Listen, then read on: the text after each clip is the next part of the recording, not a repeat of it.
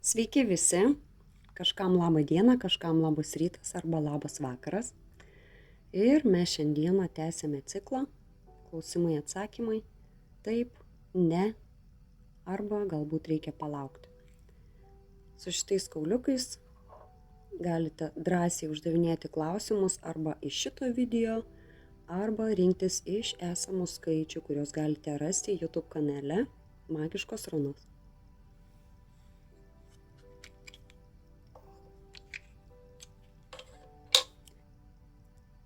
Įkvėpkite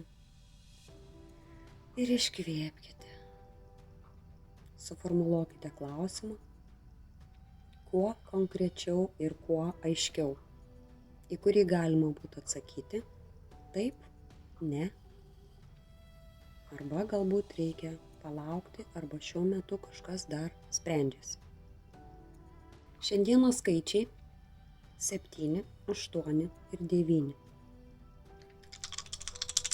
Atsakymas į skaičių 7 yra. Atsakymas yra taip.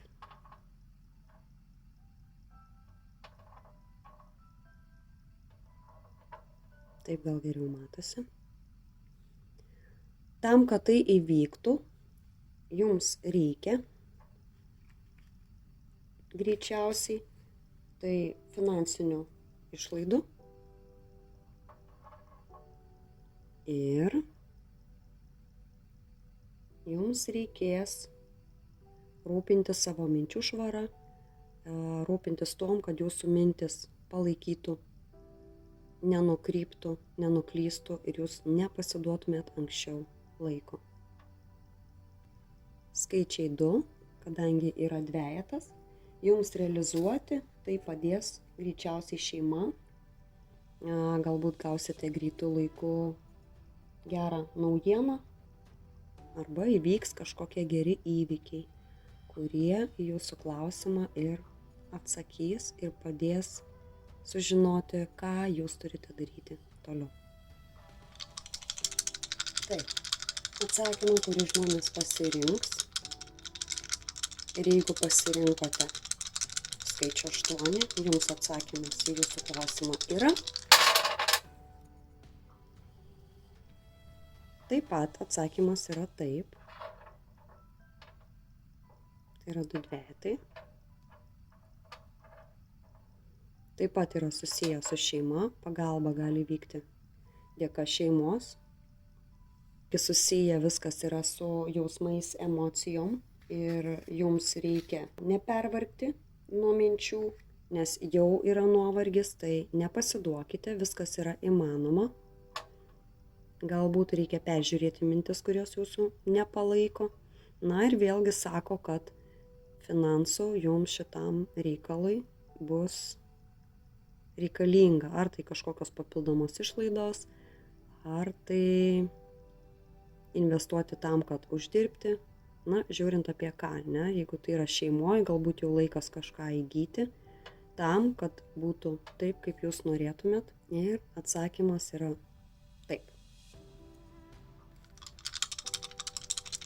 Tie, kas pasirinko skaičių 9, jums atsakymas yra taip. Tai yra taip. Padėsiu šonu.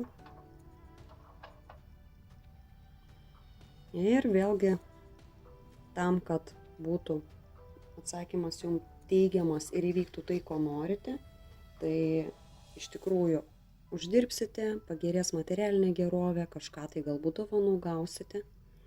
Nuo to priklauso vėlgi, turite pailsėti išmokti.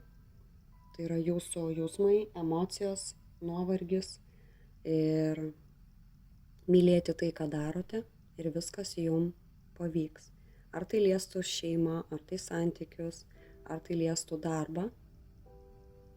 Nepamirškite, kad reikia pailsėti, nukreipti mintis į teigiamą emocinę būseną. Na ir skaičius 4 jums sako, kad jūs kenčiate. Jeigu jūs kentėsite, jūsų atsakymas gali pakrypti į ne.